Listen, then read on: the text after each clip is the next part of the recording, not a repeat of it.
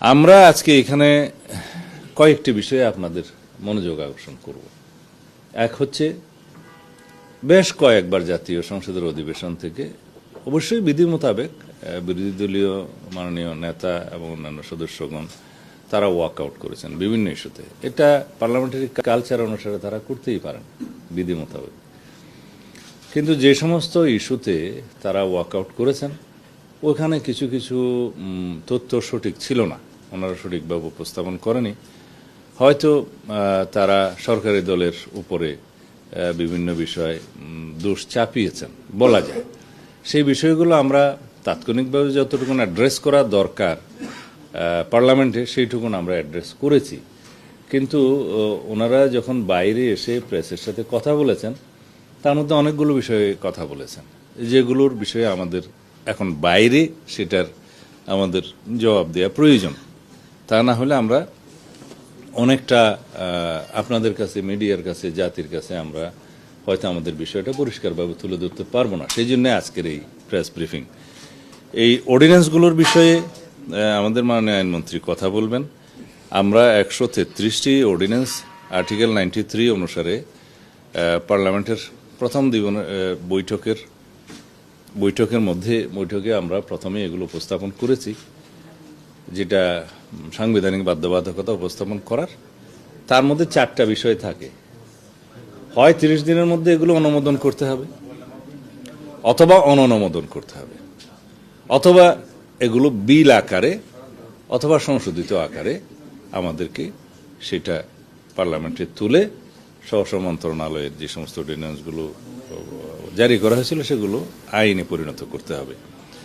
তা আমরা একটা বিশেষ কমিটি জাতীয় সংসদের প্রথম দিকে যেটা করে দিয়েছিলেন মাননীয় স্পিকার, এই সংসদীয় বিশেষ কমিটির প্রস্তাবনার মধ্যেই থাকে তার অ্যাক্টিভিটিস কি হবে, কার্যক্রম কি হবে। তাতেই বলা হয়েছে যেহেতু এখন মন্ত্রণালয় সম্পর্কিত কমিটিগুলো, স্থায়ী কমিটিগুলো এখনো গঠন করা সম্ভব হয়নি, সেই জন্য এই বিশেষ কমিটি অধ্যাদেশগুলো পর্যালোচনা করে সংসদে রিপোর্ট পেশ করবেন।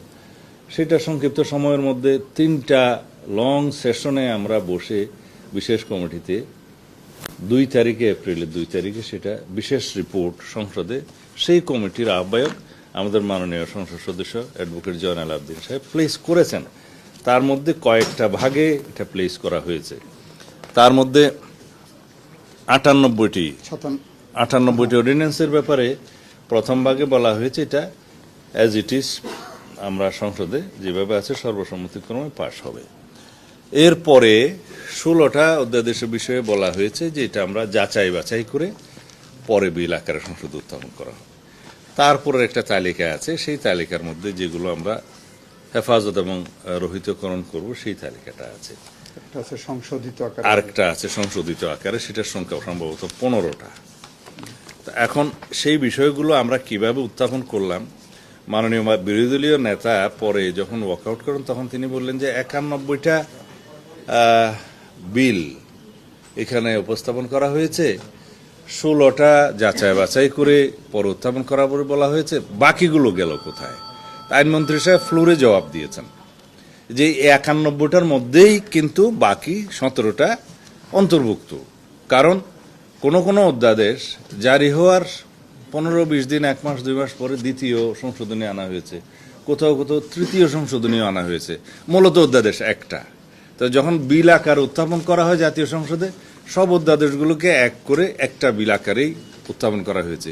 এইটা আমার মনে হয় মাননীয় বিরোধী দলীয় নেতা হয়তো খেয়াল করেননি।